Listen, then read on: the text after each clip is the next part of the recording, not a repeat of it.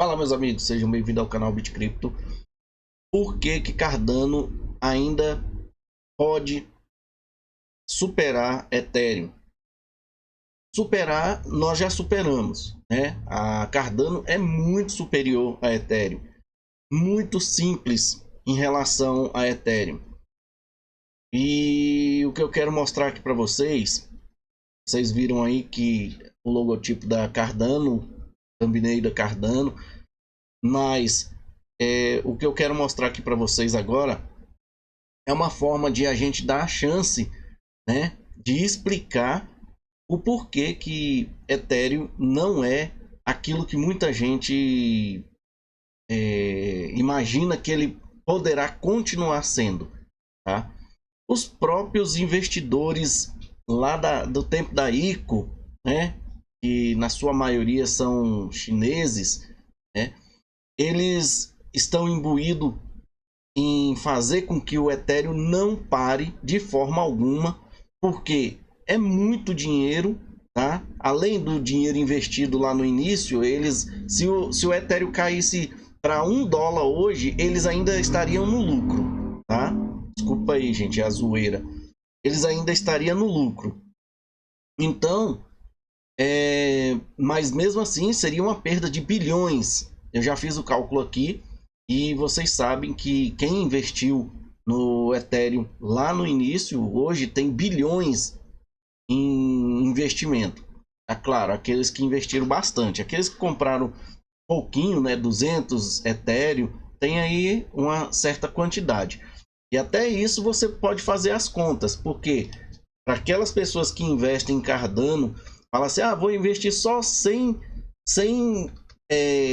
comprar só 100 unidades de Cardano, que isso aí vai virar um Bitcoin. Mesmo que você tenha 100 unidades de Cardano multiplicado pelo preço de um Ethereum hoje, que é claro que nós demoraríamos um pouco a chegar nesse preço, mas vamos supor que chegasse a 3.400 reais, dólares, 3.400 dólares. Você com 100 unidades, você teria 340 mil dólares, que multiplicado pelo o dólar de hoje, por exemplo, deve estar uns 5,60, né? Que ontem bateu esse valor, 5,60.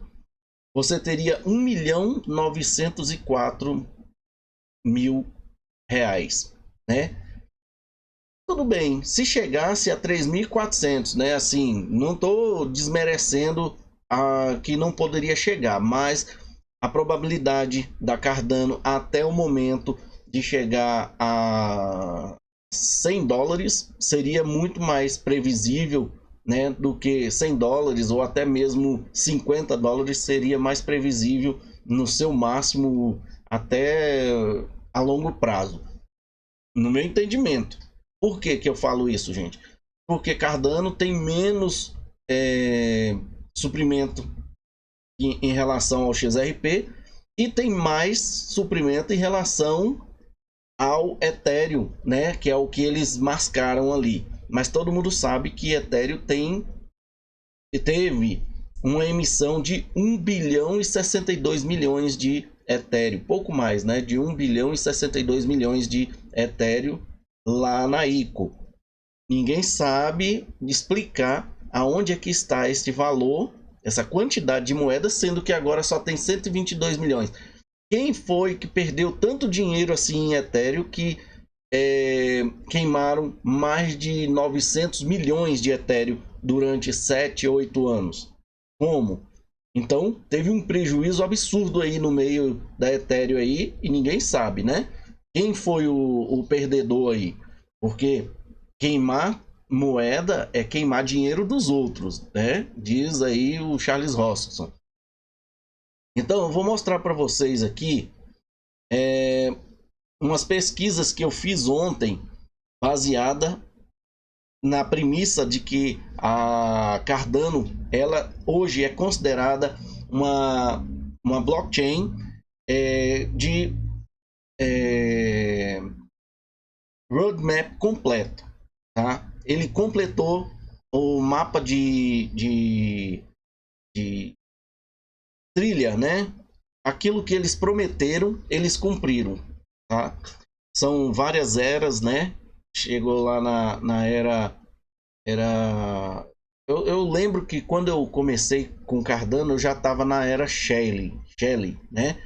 Aí teve a era baixo e foi vindo eras aí.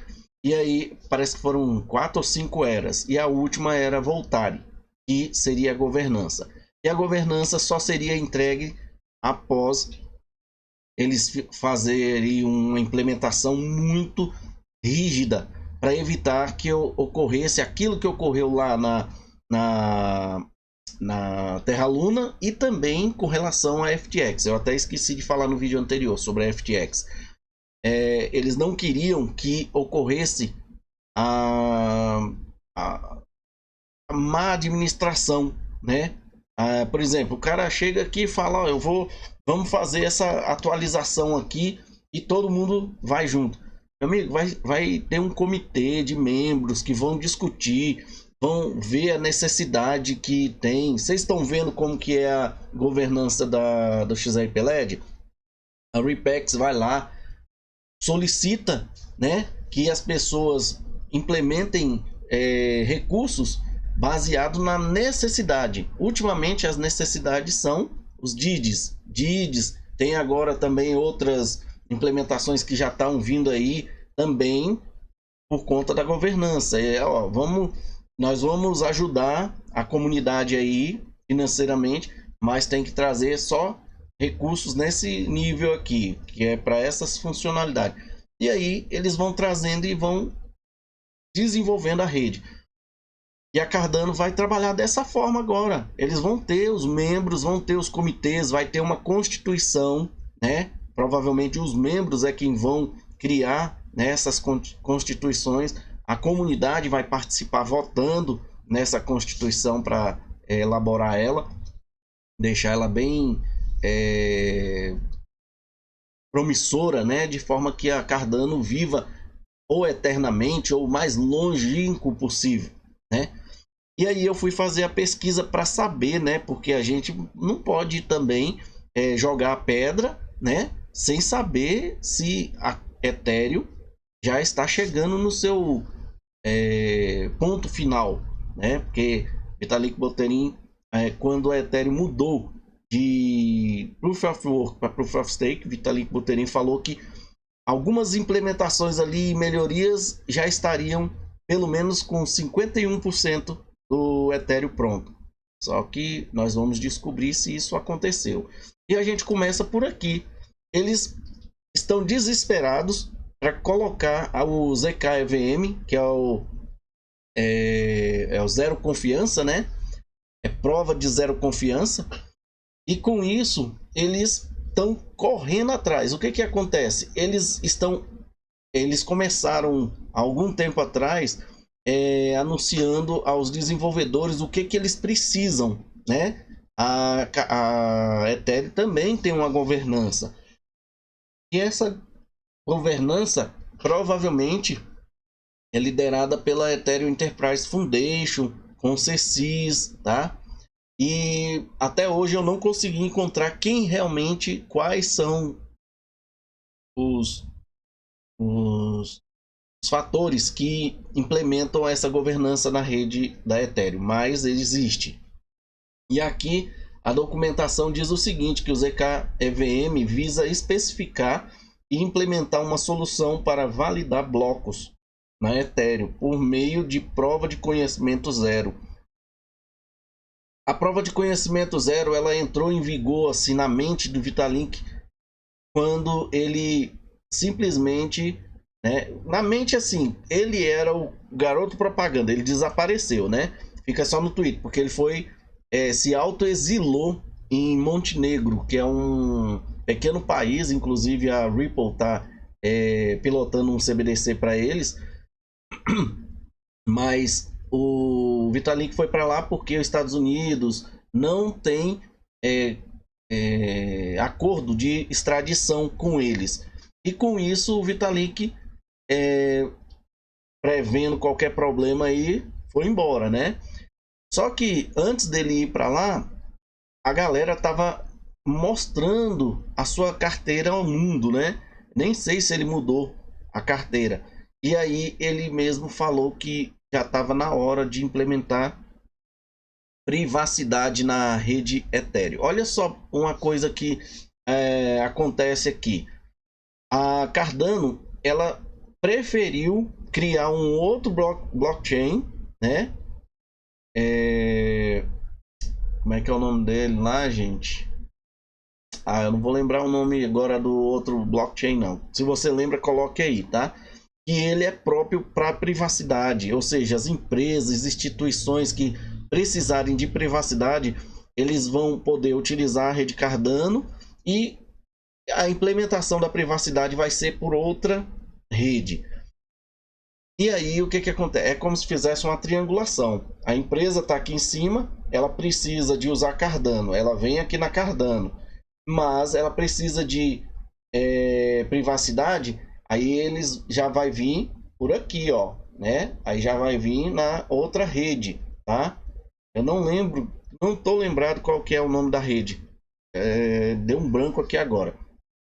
E olha só, o projeto visa atingir 100% de compatibilidade com o EVM do Ethereum. Gente, na Ethereum, se não tiver a máquina virtual da Ethereum, não existe Ethereum. Existe um Bitcoin idêntico, praticamente. Aliás, agora não, né? Existe um Bitcoin Proof of Stake. Você está entendendo? Se não tiver máquina virtual na Ethereum, existe simplesmente um Bitcoin Proof of Stake. Eles poderiam renomear o Ethereum como BTC, vamos por PS, BTC PS, Proof of Stake. Pronto, era só tirar a máquina virtual, porque é com a máquina virtual que se roda os contratos inteligentes. E se não existir a máquina virtual, Ethereum não existe. E esse projeto, né, é de código aberto, que eles estão anunciando para os desenvolvedores e de propriedade da comunidade, diz eles aqui. E aqui diz, o projeto tem atualmente 2 objetivos. Quais são? Criar rollups e criar prova de validade. As ZK rollups, né? ZK rollups, você já sabe o que é, né? Rollups são redes paralelas menores, idênticas ao Ethereum. Tanto é que uma coisa interessante que muita gente não sabe, que dentro da rede Polygon, dentro da rede Starknet, dentro da rede Optimism, da rede Arbitrum e de outras várias redes, até da Polygon, né, que eu devo estar citado aí já, como é que diz ali? Os endereços são idênticos, tá? Eu estava lendo um artigo, eu nem sei se eu vou passar por isso aqui, nem sei se ele está por aqui, mas eu estava lendo um artigo que onde você vai enviar, por exemplo, você está trabalhando com uma ponte cruzada. Se você está utilizando Ethereum, mas você quer enviar isso dentro de uma ponte cruzada, de um buraco de minhoca, você quer tirar a moeda da Ethereum e enviar para dentro da Polygon. Nisso, você utilizando endereços da Polygon para enviar, olha para você ver, endereço da Ethereum, né, que é o que vai ser usado na origem, o destino seria o endereço da Polygon e de certa forma você enviaria errado, você enviaria para a rede da Arbitrum, por exemplo. Praticamente você perderia o seu fundo. Você está entendendo? Porque os endereços que existem na Ethereum, existe na Polygon, existe na Arbitrum. Você está entendendo? É uma complexidade absurda isso, né? Agora, vamos esperar para ver como que vai ser os endereços desse novo blockchain da Cardano, para depois não dizer assim, você falou, só que lá é a mesma coisa. Por enquanto, vamos deixar em off daí, mas essa questão de os endereços serem idênticos em várias rollups, porque as rollups na realidade são fork, né, do Ethereum, só que aí é igual a Chahal. A Chahal é um fork do XRP, só que o Chahal parece que não usa o endereço R, né? Eu não sei ainda qual é o endereço da Chahal. Deixa eu só aproveitar que nós estamos falando disso aqui e eu vou dizer para vocês aqui se a minha experiência em relação a Chahal, para saber qual que é o endereço da Chahal, porque aí a gente já resolve isso aqui agora. Quer ver, ó? Vou mudar aqui para Chahal, na minha carteira Xamã. E aí eu quero solicitar, vamos lá. Chahal, aparentemente, ó, Chahal. Vou enviar.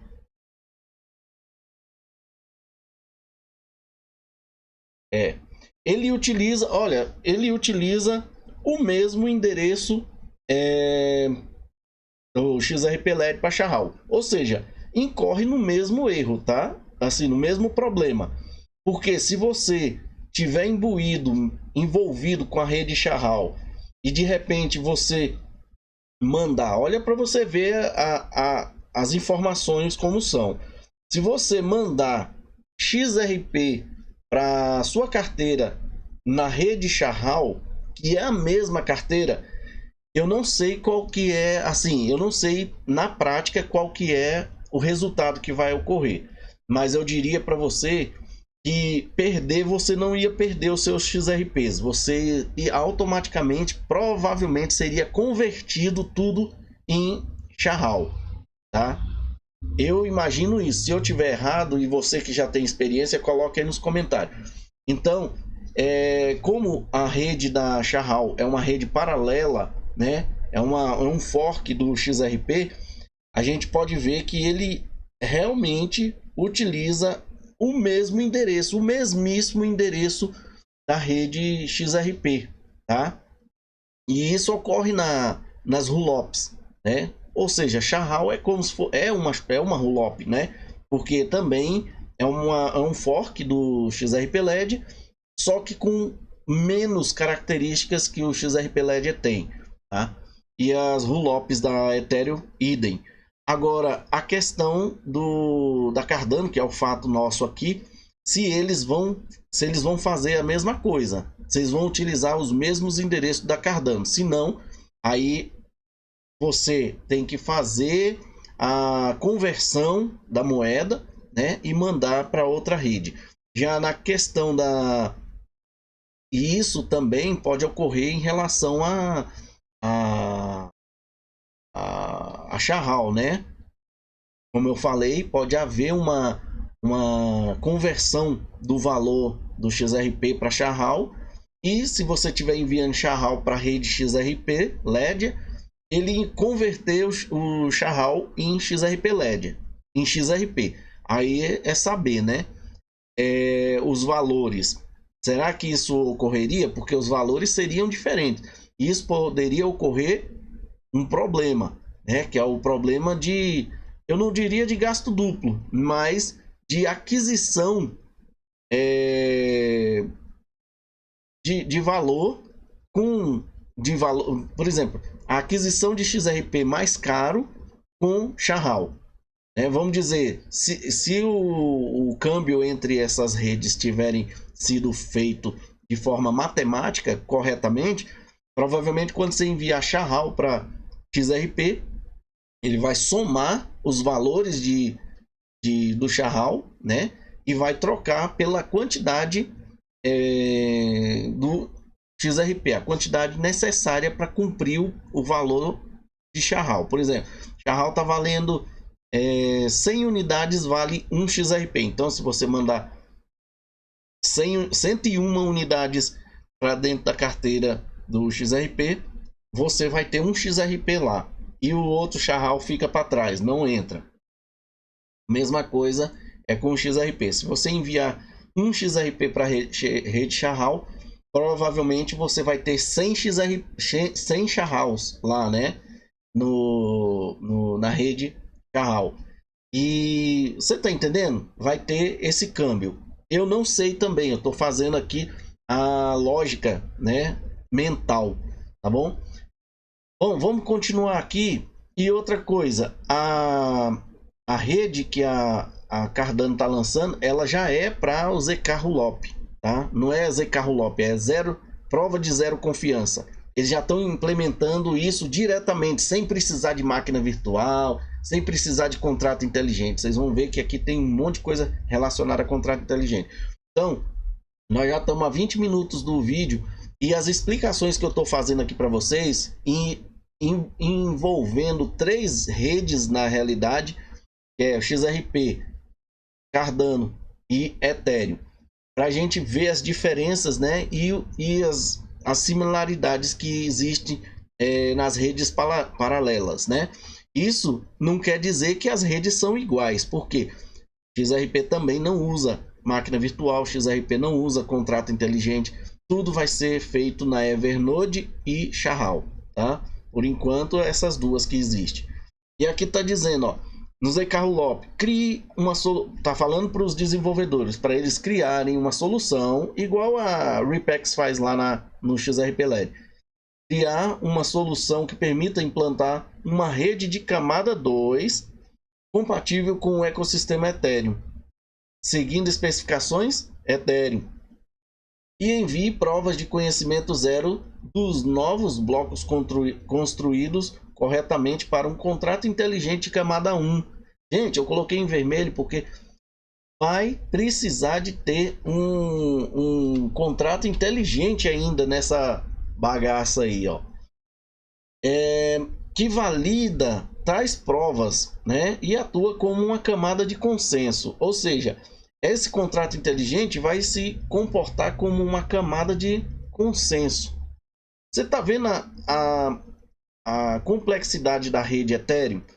O uso de prova de conhecimento zero para validar blocos permite que os clientes validem transações transações mais rapidamente do que o necessário para processá-las, oferecendo benefício de escalabilidade. Ou seja, é isso que eles estão procurando. Por quê, gente? Existem os clientes. Clientes são validadores, que não são validadores de histórico completo. São validadores só para validar mesmo. E eles vão ter que fazer tudo isso aqui, utilizando ZK Rollup, ZK, né? E também utilizando contratos inteligentes, que no caso máquina virtual, né? O ZK EVM. E vai ter que se comportar como uma camada de consenso, né? Os próprios validadores ali com os clientes simples. E aí eles querem melhorar a escalabilidade, a taxa de transação. Vocês estão entendendo essa questão aqui em relação ao que eu já expliquei para vocês em outros vídeos, aonde quando o Ethereum receber todas as validações das rollups, né? Eles poderiam ter um gargalo enorme lá no Ethereum. Pois é. E o ZK Rollup provavelmente ia resolver essa questão para eles. Só que até hoje eles não conseguiram implementar isso lá. Por quê? A modularidade do Ethereum é praticamente nula, tá? Aqui a outra, né? Os dois objetivos, ZK Rollup, e a outra é a prova de validade. Crie uma solução, você que é desenvolvedor, que permita gerar provas de conhecimento zero em blocos da rede Ethereum existente, como a mainnet, e publique-as em um contrato inteligente na mesma rede.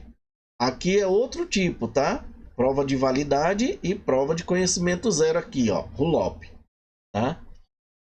E quando eles dizem aqui, ó, crie uma solução que permita implantar a rede de camada 2. Sabe quem fez primeiro? A Polygon. A Polygon criou, tá?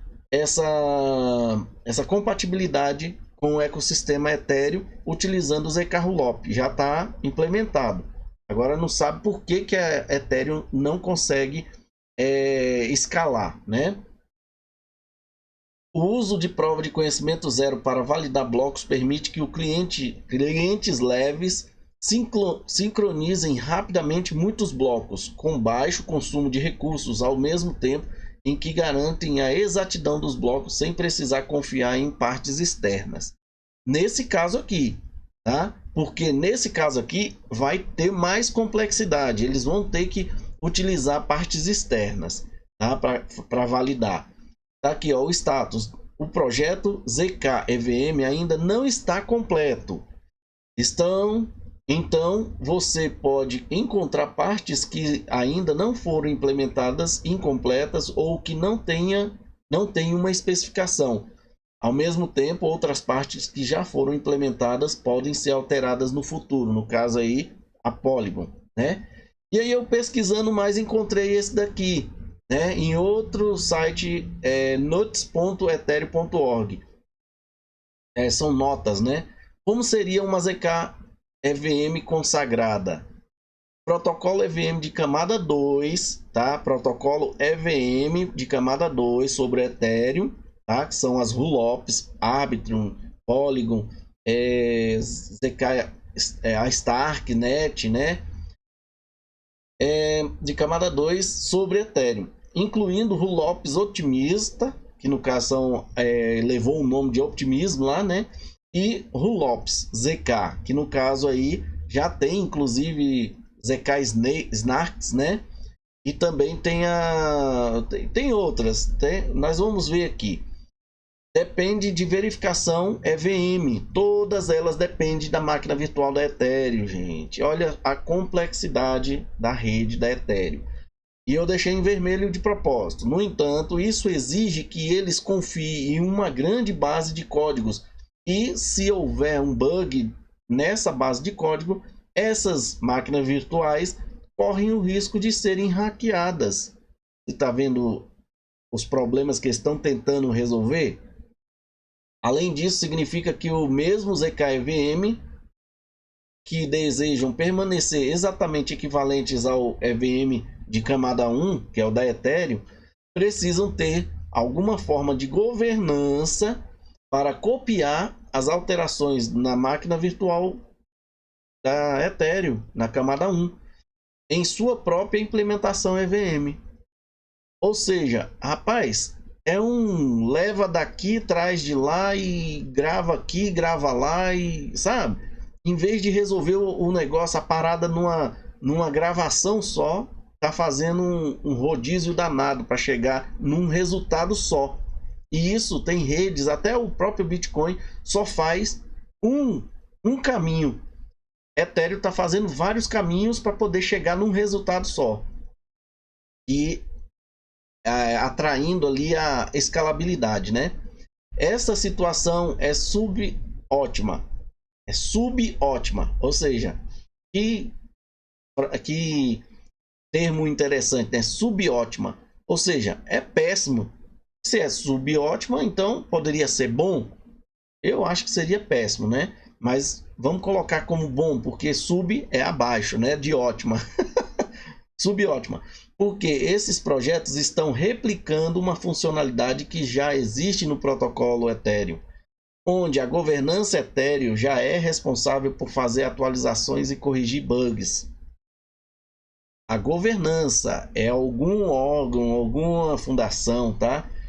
Que é responsável por fazer atualizações e corrigir bugs. Bugs tem demais, né? Um ZK-EVM basicamente faz o mesmo trabalho que verificar blocos etéreos de camada 1. Além disso, nos próximos anos, depois que eles escreveram isso aqui, esperamos que os clientes leves se tornem cada vez mais poderosos. Em breve, cheguem ao ponto de usar ZK Snarks, né, para verificar completamente a execução da máquina virtual da Ethereum na camada 1. Nesse ponto, a rede efetivamente terá um ZK EVM integrado. Olha, nesse ponto. E aí, quando será? E então surge a pergunta: por que não tornar esse ZK EVM nativamente disponível para rollups também? Que foi o que aconteceu, né? O ZK EVM já foi implementado na Polygon. que é uma rollup. Este post descreverá algumas versões de um ZK-EVM consagrado, blá blá blá. O ZK-EVM consagrado que eles apresentam tá logo aqui. Tá, acho que nem vai ser aqui. Ah, tá aqui, ó. Aqui. Vou deixar bem aqui. Eu não vou tentar não marcar em outros lugares para vocês saberem que nós vamos chegar ali. Aí falando da funcionalidade básica, né? Verificar blocos Ethereum, né? Aí diz aqui, isso significa que queremos, ó, compatibilidade com a filosofia multiclientes do Ethereum. A filosofia multicliente, gente, é o que eles usam hoje, tá? E agora eles querem estão tentando substituir a filosofia multicliente da Ethereum por ZK Snake, ZK EVM. Isso significa que queremos evitar consagrar um único sistema de comprovação. O que é o sistema de comprovação, gente? Pelo que a gente vai lendo aqui nesses artigos, os sistemas de comprovação é as próprias ZK Rollup, né? As próprias Rollups que vão fazer as validações e outras vão participar dessas validações como sendo um verificador, tá? Dessa validação, tá? E aqui, ó, as provas vivem fora do EVM. As provas, quando é gerada as provas e da estrutura de dados do bloco, ou seja, não tá, as provas não vai estar lá na máquina virtual da Ethereum e nem na estrutura dos blocos, dentro do bloco. O recurso ZK-EVM não pegaria literalmente um snark com uma entrada em EVM, pois diferentes clientes esperariam snarks de diferentes tipos. Em vez disso, ele pode funcionar de forma semelhante a verificar blobs, né? Blob, que eu entendi o próprio Vitalik explicando, geralmente são as transações, né? O resultado das transações. As transações podem incluir declarações pré-estado, corpo do bloco, pós-estado, que precisam ser provadas. Por isso que chama prova de conhecimento zero. Um opcode, né? Ou pré-compilação pode acessar o conteúdo dessas declarações e as regras do consenso do cliente verificariam separadamente a disponibilidade dos dados e a presença de uma prova de cada reivindicação que está sendo feita no bloco. E se esse cliente, né? Se esse cliente for buscar uma informação como uma prova em algum validador e esse validador não tiver ativo ou tiver com algum problema, vai, sabe aquelas esteiras aquelas esteiras que vai passando o material, né? Seja ele para indústria, né? Por exemplo, de refrigerante. Se uma garrafa emperrar, as outras vai batendo na outra e vai quebrando, vai saindo pelos lados ali da esteira, né? Seria isso que ia ocorrer com um problema desse, né? Se não encontrasse um provador do código lá do Snarks, né? Do ZK-EVM, ele tivesse offline ou tivesse com problema de conexão, será que as transações seriam todas perdidas? O trabalhão que ficaria perdido? Bom, passou isso pela minha cabeça, né? Em relação à lógica do negócio. Capacidade de atualização. Se um esquema ZK-EVM em particular tiver um bug, queremos ser capazes de consertá-lo rapidamente. Como que é feito isso, gente? Seria interessante utilizar um módulo, né? Formato de módulo, igual o XRP Ledger faz, né? Se o módulo está com um bug, eles vão lá, por consenso, desativa aquele módulo, faz uma atualização com ele desativado, e aí volta-se, faz o conserto do bug, né? Tira aquele bug, e aí faz uma votação para ver se todo mundo aceita voltar com aquele código para o módulo, né? Como um módulo. Aceitou? Beleza, volta a funcionar aquela função, né, que estava com bug. Ocorreu isso, nós passamos por isso e foi light, foi tranquilo. E aí, como é que faz aqui, né? Consertá-lo rapidamente, né? Eles não têm uma modularidade, não tem nem como dizer o que é um módulo no Ethereum. Isso implica não exigir um hard fork para consertar, tá? Isso implica não exigir um hard fork para consertar, ou seja, eles não querem recriar novamente um blockchain para fazer o hard fork, falar assim, ó, esse daqui tá perfeito, vamos lançar ele e o outro nós vamos largar de mão. E aí o que aconteceria? Mais gasto duplo, porque por ter carteiras idênticas, a gente simplesmente, carteiras não, endereços idênticos, simplesmente vê a replicação daquele valor, da quantidade de Ethereum que tinha numa rede atual com a próxima, que é a nova rede. Ou seja, é uma coisa que inclusive a Ethereum não quer fazer, tá? Eles não querem mais tentar fazer isso aqui, ó, tá? Um hard fork para consertar problemas. Porque se eles fizerem isso, corre-se o risco deles mudarem o tipo de padrão da moeda Ethereum. E para quem já sabe da história da Ethereum, né? Essa história aqui, ó, tá? No bloco 0, aonde, ó, e agora colocaram verificação, né? Aonde teve 8.893 transações aqui, ó. E cada transação dessa aqui foi um comprador, né? Aqui, ó, 200 Ethereum, 197, 1000 Ethereum, 17 mil, né? Tem gente aqui que comprou mais de 500 mil Ethereum, tá? E com isso, você faz um levantamento disso aqui tudo e faz uma soma, e a gente chega em... Cadê? 1 bilhão 62 milhões aqui, ó, tá? Eles não querem perder isso aqui, porque se eles perderem isso aqui fazendo um hard fork na rede, eles simplesmente dá um tiro no pé. Aí alguém vai pagar e não vai ser com dinheiro não, tá?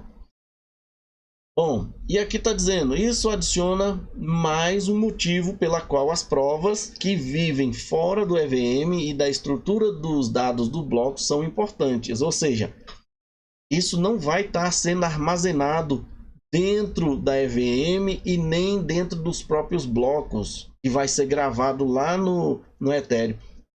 Vai estar gravado em um local separado.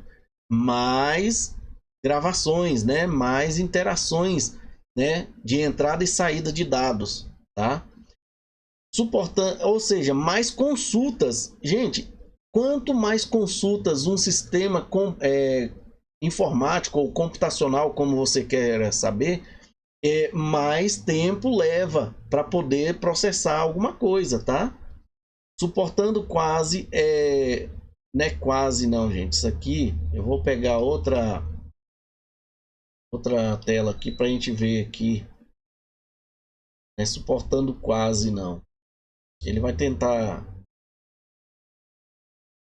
aqui.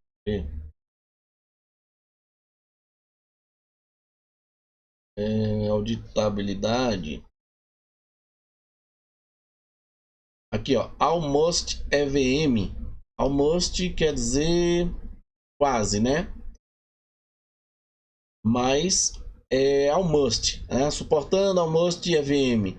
Parte da atração dos rollups, camada 2, é a capacidade de inovar na camada de execução e fazer extensões para o EVM. Gente, mais complexidade, ó, suportando esse almost EVM. Ou seja, capacidade de inovar na camada de execução. Quem vai executar as transações? Camada 2, utilizando ZK Rollup, ou no caso aí, usando a ZK EVM. E tudo isso, gente, quem vai executar são as rollups e quem vai gravar é a Ethereum. Ou seja, a Ethereum praticamente não vai mais executar validações em cima dela. Tudo vai ser jogado para as rollups. E aí? Aí tem aquele fato, né? A enganação. As rollups podem ter os seus armazenamentos próprios, porque é considerado uma rede, né? Rede árbitro, né? São vários validadores árbitro. Gente, quantos validadores existem na rede Ethereum? Na rede Ethereum, geralmente são 4.000 e poucas, né? 4.000 e poucas, ou 400 e poucas mil validadores, que todo mundo sabe que está distribuído em nuvem, e poucas nuvens, ou seja, se tiver 4 nuvens, são praticamente só 4 validadores, tá? Levando em consideração os núcleos. Núcleos a gente pode chamar de core, e os cores seria os containers. Cada container, que seria um validador dentro de uma nuvem, né? Numa máquina virtual na nuvem, né? Quando a gente chama de máquina virtual é porque elas estão rodando sistemas operacionais separados em containers. Cada container desse poderia ser chamado um núcleo de processamento de blocos, né? Ou seja, a complexidade é enorme, tá? E vai aumentar mais ainda, porque as camadas 2 pode armazenar também e pode validar as suas transações como uma rede própria. Muitas das transações da Optimism, da Arbitrum, da Starknet não vai estar mais na Ethereum, vai estar na rede anterior. Será o que eles vão querer gravar na Ethereum? Vão permitir gravar na Ethereum? Isso aqui a gente tem que saber, né? Não sei. Ou seja, a Ethereum praticamente vai existir, mas não vai mais trabalhar. Ela só vai gravar o necessário ali dentro. Sistema multicliente aberto. A filosofia multicliente provavelmente, o requisito mais opinativo dessa lista. Porque é o que já existe. Há a opção de abandoná-la e focar em um esquema zk-SNARK. O que simplificaria o design, né, da rede. Mas o custo de ser um pivô filosófico muito maior para a Ethereum, pois seria de fato abandono da filosofia multicliente de longa data da Ethereum. Isso já existe há muito tempo. Nós vamos abandonar por quê, gente? Ao custo de introduzir maiores riscos, ou seja, nós vamos largar de usar a filosofia multicliente que já está há muito tempo, de longa data na Ethereum, para introduzir maiores riscos na rede no futuro de longo prazo, onde, por exemplo, a tecnologia de verificação formal se tornar muito melhor, pode ser melhor seguir esse caminho, né?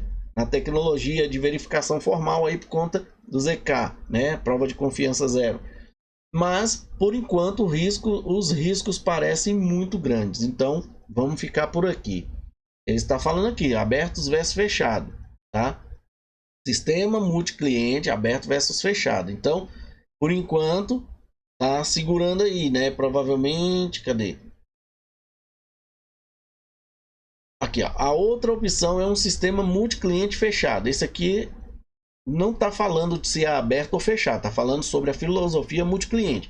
Agora aqui está falando sobre o multicliente fechado e aqui sobre o multicliente aberto. Outra opção é um sistema multicliente fechado. Então, essa filosofia aqui é o que já se usa. Eles estão tentando encontrar um caminho, seja ele multicliente fechado ou multicliente aberto, onde o fechado é um conjunto fixo de sistemas de prova do conhecimento zero, né, dentro do protocolo. Por exemplo, podemos decidir que usamos 3 ZKEVMs, o PSE ZKEVM, que é esse aqui, cadê? Eu vou ter que abrir ele de novo. Deixa eu ver se é esse. É esse aqui, ó. Tá? Esse é o PSE. E aqui diz que privacidade, escalabilidade e exploração, tá? privacidade, por isso está aqui, ó, privacidade, escalabilidade e exploração, tá? ZKEVM visa especificar e implementar uma solução que nós já lemos isso aqui lá no início, tá? Polygon, que também já foi implementado aqui, ó, né? Beleza? Aí, ó, escalabilidade Ethereum com desempenho e segurança EVM, tudo já implementado na Polygon, tá? Tem também aqui a Kakarot, essa daqui, plantando as sementes para o Ethereum do amanhã. Bom, eu não sei que filosofia é essa de criar um projeto que poderia ser a substituição do Ethereum, e eles estão criando outros sistemas, né? É como se criasse milhares de Ethereums, né? Centenas de Ethereums, vamos dizer assim. Um bloco precisaria vir com a prova de 2 desses 3 para ser válido. Qualquer um dos 3 aqui pode validar, né? Mas 2 tem que ter as provas corretas. Se um conspirar, pelo menos 2 tem que estar certo. Se 2 conspirar, aí é a hora que a gente entra naquela onda da esteira, né? Será que as validações iam se perder? Isso é melhor do que um único sistema de prova, mas torna o sistema menos adaptável, porque os usuários teriam que manter verificadores para cada sistema de prova que existe. Ou seja, nem aqui eles estão conseguindo resolver o problema deles. Haveria um processo de governança inevitavelmente político para incorporar novos sistemas de prova e etc. Isso motiva minha preferência por um sistema multi-cliente aberto, tá? Onde as provas são colocadas fora do bloco, que já foi dito ali em cima, e verificadas por clientes separadamente. Usuários individuais usariam qualquer cliente que quisesse para verificar blocos, e eles seriam capazes de fazer isso desde que houvesse pelo menos um provador criando provas para esse sistema de prova. Ou seja, um provador só desse daqui já valeria, já resolveria. Os sistemas de prova, isso no modo aberto. No modo fechado teria que ter os 3 para 2 validar, né? Manter as provas.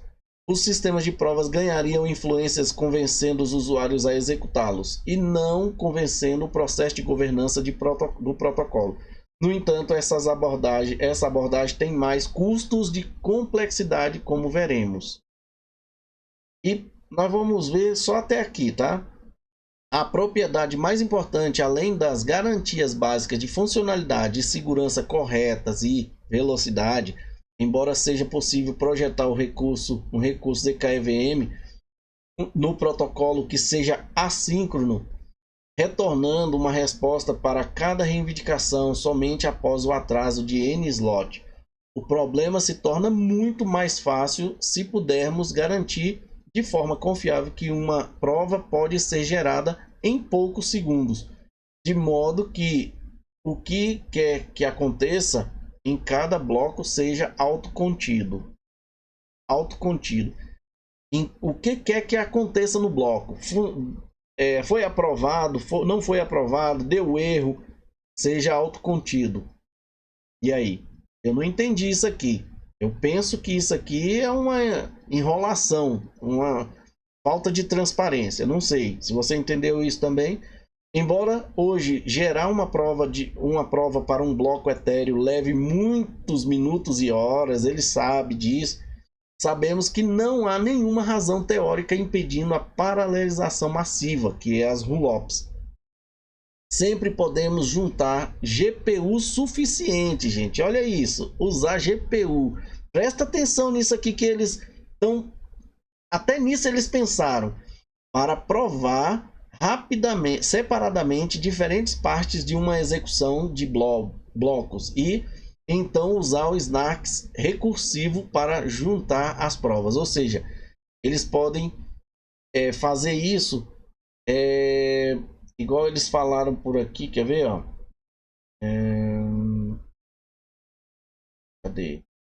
Onde foi? É um tipo de informação que fala que eles espalham a informação e depois tem que reorganizar isso.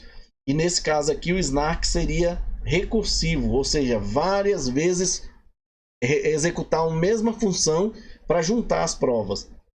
Além disso, a aceleração de hardware por meio de FPGA e a ZIC, eles que estão até pensar em voltar a usar a ZIC para processar, mesmo no Proof of Stake, né, processar os snarks, tá? As provas de conhecimento zero. Pode ajudar a otimizar ainda mais a prova. No entanto, chegar a esse ponto é um desafio de engenharia significativo que não deve ser subestimado. Vocês estão vendo? Até pensar em voltar a usar a ZIC, mesmo que não seja para Proof of Stake, porque a ZIC é mais rápida do que um servidor, né? De certa forma. Você imagina voltar a utilizar aqueles barracões cheios de ASIC para poder juntar as provas de conhecimento zero, né? Para fazer uma validação. Vocês estão vendo a complexidade disso, gente? Então, aqui, por fim, teve esse outro aqui, ó, no EtherSys, né? .ch, lá da China, manter 8.192 assinaturas por slot, né? Como e por quê? Com uma grande diferença entre o Ethereum e a maioria dos outros sistemas de prova de participação, que é com finalidade, que é o Proof of Stake, é que o Ethereum tenta dar suporte a um número muito alto de validadores. Atualmente temos 895 mil objetos validadores. Eles não chamam de validadores, eles chamam de objetos validadores. Por quê? Eu expliquei. Vamos dizer que tem 4 nuvens. Cada nuvem tem N máquinas virtuais rodando N slots. Cada slot, né, dentro do slot container. Cada container dentro de uma máquina virtual é um sistema operacional rodando um validador, tá? Ou um... Como é que eles chamaram ali, gente? Um cliente. E isso tá distribuído nisso tudo aqui. Você acha mesmo que 895 mil máquinas estariam distribuídas pelo mundo? Não, gente, isso aqui é tudo em máquina virtual. Isso é um problema para Ethereum. Eles não conseguem fazer nada se não for por máquina virtual. E uma análise ingênua da lei de Zip, né, implica que isso corresponde a dezenas de milhares de indivíduos ou entidades únicos. Mentira! Isso aqui baseado na lei de Zip, né? Zip. E eu estava olhando essa lei e diz assim, a lei Zip é uma lei empírica, formulada, né? Ó, lei empírica no sentido científico é uma regra com base em algum fenômeno que ocorra com regularidade observada. É uma generalização que vai além das nossas observações limitadas, que sendo exaustivamente confrontada, testada e validada frente a um amplo e diverso conjunto de fatos. Eu não vou ler tudo não, mas baseado no que nós estamos vendo aqui, ó, formulada, utilizando estatística matemática que se refere ao fato de que para muitos tipos de dados estudados na ciência física, social, a distribuição da frequência de classificação é uma relação inversa.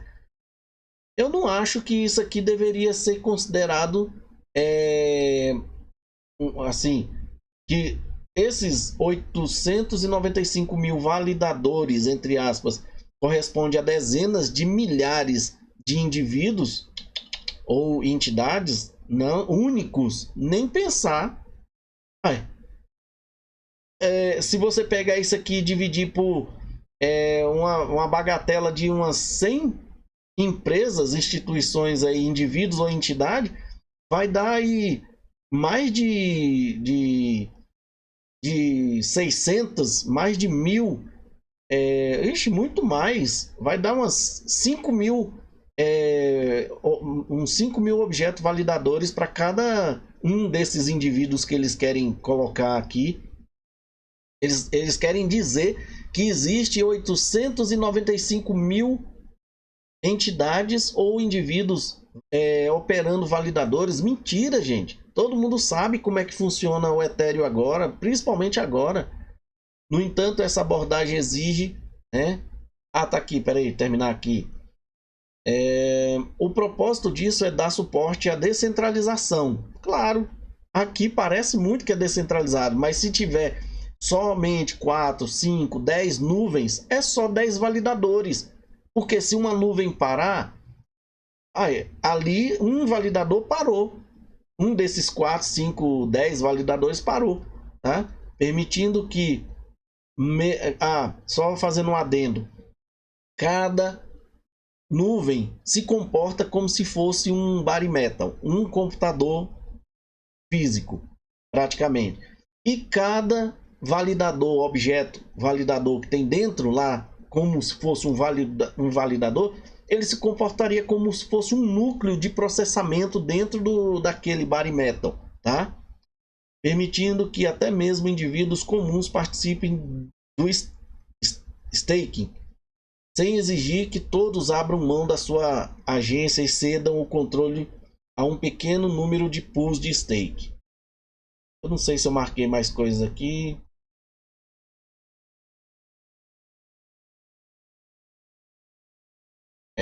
Aqui a gente vai ler sobre o Tendermint, né? A gente falou muito disso aqui, que esse Tendermint aqui teve...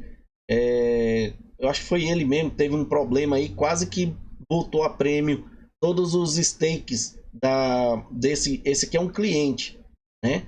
Todos os stakes que tinham sobre posse desse cliente aqui, né?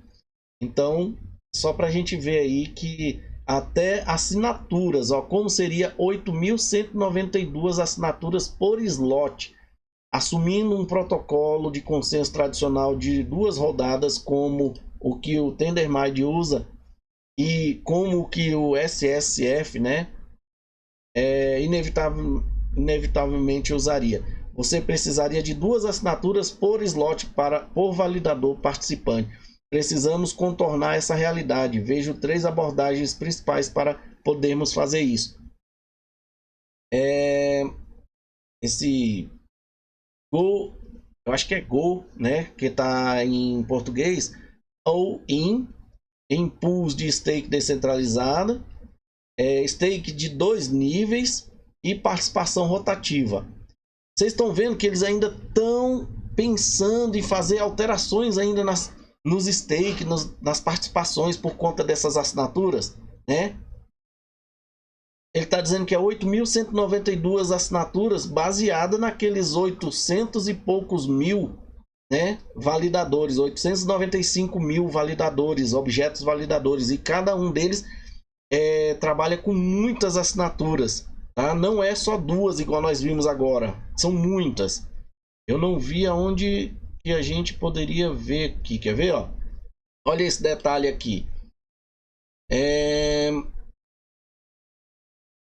O sistema de agregação de assinaturas parece razoável à primeira vista, mas na realidade é uma complexidade sistêmica que sangra por todo o lugar. Além disso, ele nem mesmo atinge seu objetivo. O requisito mínimo para fazer stake ainda é 32 Ethereum, o que está fora do alcance de muitas pessoas, claro, por causa do preço, né? E apenas a partir de uma análise lógica parece inviável fazer um sistema de todos assinando em cada slot. Realmente permitir o stake para pessoa média a longo prazo. Se o Ethereum tem 500 milhões de usuários e 10% deles fazem stake, então isso implica 100 milhões de assinaturas por slot, gente. Vocês estão vendo isso? 100 milhões de assinaturas. Cada assinatura dessa aqui é criptografada, tá? E criptografia tem peso. Teoricamente, o processamento, e isso influencia no processamento. Teoricamente, o processamento de slashing nesse design requer pelo menos 12,5 mega por slot de espaço de disponibilidade de dados, aproximadamente o mesmo que a meta para Dark Sharding, né? Fragmentação, né? Completo. Talvez seja factível, mas exigir que o stake em si seja dependente de amostragem de disponibilidade de dados é um grande ganho de complexidade e mesmo isso é apenas 0,6% da população mundial fazendo stake. E não começa a entrar na questão computacional. Nem fala da computacional, de verificar tantas assinaturas. Você está vendo a bomba que é o Ethereum? E Cardano já está pronta. Agora, é claro que a gente também precisa de uma prova de fogo para Cardano, para XRP.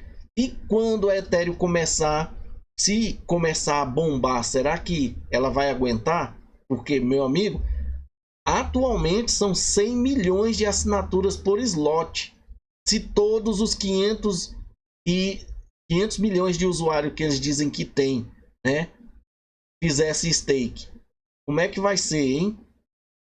Meu amigo, tá aqui, ó. Portanto, em vez de confiar em criptógrafos para criar balas mágicas ou provas de balas mágicas para tornar possível um número cada vez maior de assinaturas por slot, proponho que façamos um pivô filosófico. Nos afastar de ter tal expectativa em primeiro lugar. Pôr o pé no chão. Lembra que eu falo aqui sempre? Pensa pequeno para você ser surpreendido. Isso expandirá muito o espaço do design do Proof of Stake e permitirá uma grande quantidade de simplificação técnica. Tornará o Helios mais seguro ao permitir que ele faça snark sobre o consenso do Ethereum diretamente e resolverá o problema da resistência quântica. Gente, até isso aqui, ó, o problema da resistência quântica ao tornar até mesmo esquemas de assinaturas chatos e de longas datas como o Internets viável. Eu vou pesquisar aqui nesse, não sei se foi aqui que eu vi uma parte aqui interessante também, que eles mesmos sabem que, ó, no entanto, essa abordagem exige uma cadeia que processe um grande número de assinaturas, mais ou menos 28 mil hoje, 1.799 pós SSF, deve ser depois que teve a prova de participação, né, por slot. O que eu não sei o que é esse SSF, depois eu vou pesquisar. O que é uma carga muito alta, suportar essa carga envolve muitos sacrifícios técnicos. Requer um mecanismo de propagação de atestado complicado, envolvendo atestados sendo divididos entre várias subredes, precisando hiperotimizar as operações de assinaturas BLS para verificar essas assinaturas. Não temos, olha isso aqui, ó, era isso aqui que eu queria mostrar. Não temos uma alternativa clara resistente à energia quântica que seja suficientemente eficiente. Não está falando de energia para carregar ou ligar um equipamento, não. Energia quântica é ataques quânticos, tá? Eles não têm uma alternativa clara, tá? Correções de escolha de fork, né, como mesclagem de visualizações, tornam-se muito mais complicadas devido à incapacidade de extrair assinaturas individuais. Snarks, as assinaturas é difícil, porque há muitas delas. Helios precisa operar sobre uma assinatura extra especializada chamada de assinatura de comitê de sincronização. Ele aumenta os tempos mínimos de slot seguro ao exigir 3 subslots em um slot em vez de 2. Ou seja, a complicação é muito grande. Eles não têm nada que resiste à computação quântica. Ele já fala aqui, essa energia quântica aqui provavelmente é relacionado à questão quântica, né, da computação quântica. E nós já sabemos, tá? Aqui mais uma vez, ó, ele está dizendo aqui que Isso expandirá muito o espaço de design do Proof of Stake e permitirá uma grande quantidade da simplificação técnica, tornará o Helios mais seguro e permitirá que ele faça snark sobre o consenso do Ethereum diretamente e resolverá o problema da resistência quântica. Aqui eles estão dizendo que resolverá, né? Resistência quântica. Ou seja, a resistência quântica é resistir a um ataque quântico. E tornar até mesmo esquemas de assinatura chatos e de longa data, como esse Witness, né? Então, dois comentários de resistência quântica aqui, né? E aqui diz energia, né? Mas vocês viram que a Ethereum, ela tem mais problemas para ser resolvido do que dizer assim, nós estamos com a solução, já estamos resolvidos. Eles podem ter, gente, eles podem ter muito mais lixo criado, eu vou dizer assim, mas eles não têm a solução criada definitiva, tá? Eles estão num limbo, eles não estão conseguindo sair desse limbo, eles estão até o pescoço aqui, ó, eles nem sabem mais. Eu penso que deve ter programador ganhando muito dinheiro, mas muito dinheiro da Fundação Ethereum. E o Ethereum não pode cair de preço, porque se o Ethereum cair de preço, meu amigo, eles estão ferrados, porque ninguém vai querer trabalhar por mixaria. Eles estão ganhando muito dinheiro, muitos dólares para poder manter a Ethereum no nível que ele está ainda hoje. Porque se o Ethereum cai de preço, ninguém mais vai querer trabalhar fazendo serviços para Ethereum. Porque muitos de vocês já devem saber que os programadores não são... Na Ethereum não existe mais programador livre. Tipo assim, o cara vem... Ah, não, eu gostei do projeto, eu vou trabalhar nele aqui, vou fazer inventar alguma coisa aqui. Não. Eles só trabalham para a Ethereum quando a Ethereum chama um grande programador, um grande criptógrafo para poder resolver problemas. E ali a Ethereum, meu amigo, o cara vai ficar recebendo, vai ficar ali, ó, passando barro, porque não tem mais o que fazer. A Ethereum, eu já falei, a Ethereum, ela precisa de ser recriada do zero. O cara faz ali uma prancheta, todo o esquema que ele precisa e o que ele imaginaria, e começa a criar novamente, cria um novo Ethereum, acabou. Só que corre o risco de perder todos esses Ethereum que já existe aí. E você acha mesmo que os caras iam querer fazer uma mudança, né? Bom, pessoal, o vídeo ficou longo, mas foi para mostrar para vocês o tanto que Cardano já está pronta em relação a Ethereum. Quantos problemas. Isso aqui é só a ponta do iceberg.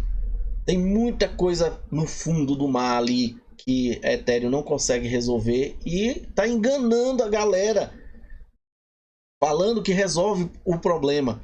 Pode até ser que algum institucional utilize Hyperledger, fabrique Hyperledger Bezo baseado em Ethereum, mas ele só usa aquilo que eles conseguem utilizar. Mas nada que a Ethereum implementar ali vai ser de utilidade para eles, porque nem eles estão conseguindo implementar na própria Ethereum. Imagina o cara pegar uma rede dessa daí, da Hyperledger Bezo, e começar a fazer alterações para poder implementar o que eles querem, né? Se eles conseguissem fazer isso, com certeza a Ethereum já tinha sido resolvida, mas não consegue. Por quê? Porque Hyperledger Bezo não tem as soluções que a Ethereum também precisa, tá?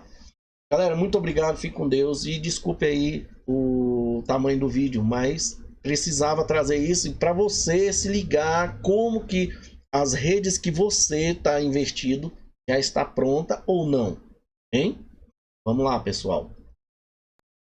Chegamos ao final de mais um vídeo. Agora, se você quer se sentir parte dessa família chamada BitCrypto e gostou do vídeo, considere deixar um like. Deixe também o seu comentário aqui no vídeo para a gente saber o que você achou da informação, e deixe também alguma informação que você queira aí. Participe, você faz parte do canal. Compartilhe o vídeo para que outras pessoas também tenham essa informação. Não guarde a informação só para você. Se você ainda não é inscrito no canal, considere fazer parte da família BitCrypto, se inscrevendo, e aproveite e ative o sininho para você receber notificações dos próximos vídeos. Muito obrigado e até a próxima.